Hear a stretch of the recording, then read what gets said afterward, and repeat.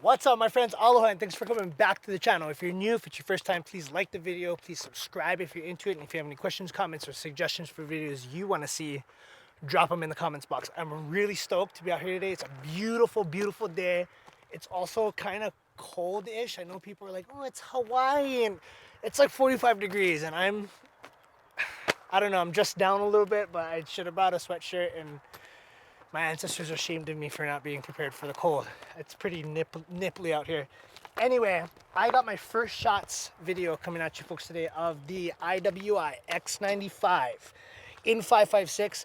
I went ahead and painted this guy up. Check out my video on how to paint your rifle. I also got matching magazines that I did here. Pretty stoked about that. But anyway, this is just the first shots video. I'm not going to go into any like real technical specs about it. That's going to be more the in-depth review. I'll really dive into this. I'll put a couple thousand rounds through it, but this is just my first shots with the IWI. I almost said TS12 because I got one of those too. X95. I'm just going to give you guys my initial thoughts, my initial impressions with this rifle, and just kind of have a little bit of fun with it today. So the first thing I want to say, the X95 is, it's heavier than my AR. That's for sure, but this isn't an AR. That's something that I think is important for everybody to realize, is that this is kind of a niche platform.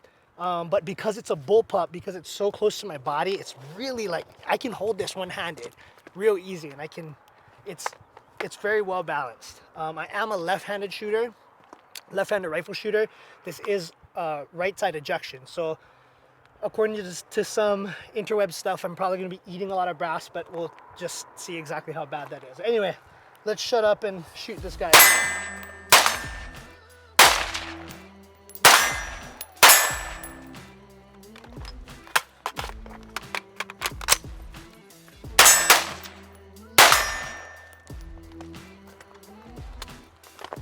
All right, pretty cool. My mags aren't dropping free. That's kind of a bummage, but I was kind of messing around with this in the man cave, and I did have mags that were dropping free, so I don't know. I should have marked these guys because that's kind of what I like to do. But these mags aren't dropping free. But yeah, pretty nice, pretty cool. It's definitely something to get used to.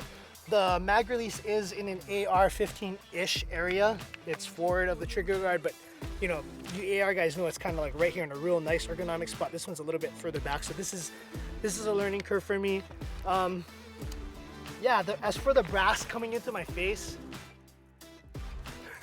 as a brass being shot into my face, it's really not big of a deal. I'm getting a very little bit of a kiss on my chin, and it's not even, I don't even really care. But yeah, it's good. It's very lively. I like this. This is cool.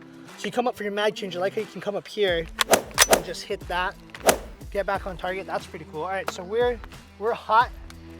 Let's try a couple more here.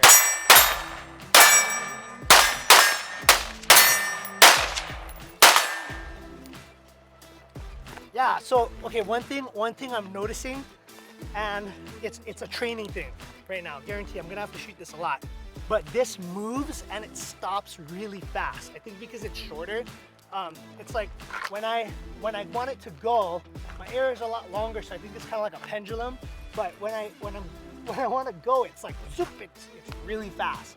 And then when I want it to stop, I kind of start slowing down. Again, it's a training thing with my AR. I kind of start slowing down, but this stops immediately. So it's really fast. Yeah, I mean, it's short. It's a bullpup, but I like it. I like it a lot. Really cool. All right, let's try shoot it right-handed, and yeah, let's just try that here.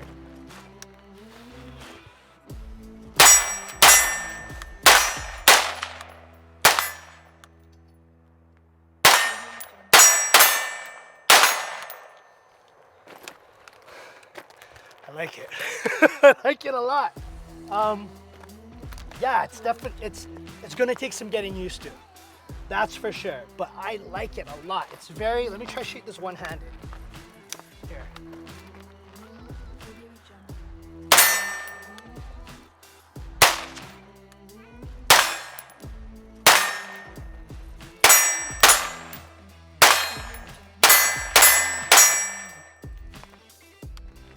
Yeah, I mean, obviously training. Kind of look like a monkey trying to like get out a coconut right here, but it's cool. I'm excited. I'm really excited. I haven't been this excited about a firearm in a long time. I really like it. It feels good. It's gonna take training. It's odd. You know what I mean? It's odd, but I like it. I have IWI's TS12 and I love it. It's awesome. That's really cool. Kind of the same types of things. It's well balanced. I can shoot it with one hand if I need to, and just, you know, a tactical LARPer, because I'm not a special ops guy or whatever, but I'm kind of thinking you shoot this one-handed. If you got to pick up your buddy and drag him away from the crackhead zombie horde, you can do it. If you're opening a door maybe on the phone with the cops, I don't know. Again, I'm just LARPing here, but it's really nice. It's really well balanced. It's got PeaK rails under here, so you can accessorize whatever you want at the 3 o'clock, the 9 o'clock, and at the 6. So this is kind of cool. It's a little, you know, as with anything that's going to be this short, you don't have a lot of space to put different, like rice cookers, laser pointers, electron microscopes, whatever accessories you want to throw in here. Oh yeah, I'm messing with this. The sights come with the guns. That's extra cool. I like how these sights pop out, and you can store them when you don't need them. Something that I am noticing, this is Eotech Exps2 with the QD mount. So this is a lower third co-witness with an AR, but this rail sits really low. So this sight is actually more of an absolute, it's a lot lower. So I'm having to kind of duck my head down a little bit, which isn't really that bad. I can just kind of put this up here, but it's nice. It's nice. Let's shoot it some more.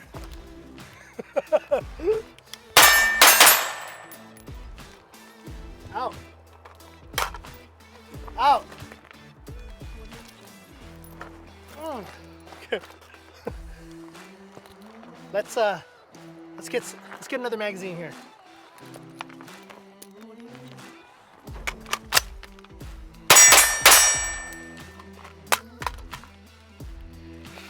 Yeah, I'm digging it.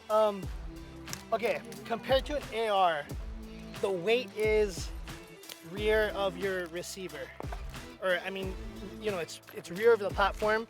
So the recoil impulse is different.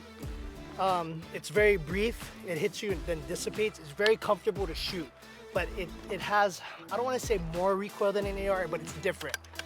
I have a couple ARs. One of them is like really souped up and everything's coming straight. But it's just a different. I mean, look at it. It's different. All right. I mean, that's kind of inherent. All the action, everything is back here. So that's just how it is. All right. This is clear and safe. We'll load up a couple more magazines and we'll do it some more. So I got these mags staged with like 5 or 3. I'm gonna try some reloading and get at this zombie crackhead horde we got here. So I got one target at 20 yards. The far one's at 70. Yeah, I don't know. I forget. The rangefinder's broken. Anyway, all right. Let's try it out here. Left-handed. The brass thing's really not that bad at all. Like I'm getting barely a little kiss here. I think in a home defense or a, you know, alien invasion or whatever, the last thing you're gonna worry about is brass like tickling you on the chin. It's really not that big of a, but you know, if it's a range thing you want to be comfortable, I can see how some people aren't really into it.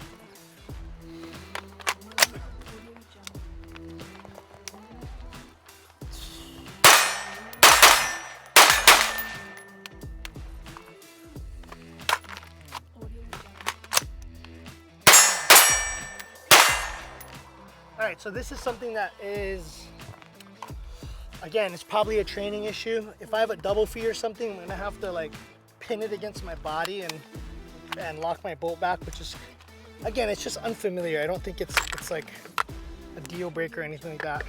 After I fell into some light LARPing in my tactical tank top, I found that the forend is really tall. So getting a good brace with my forward hand against a barricade while shooting is something I'll need to figure out.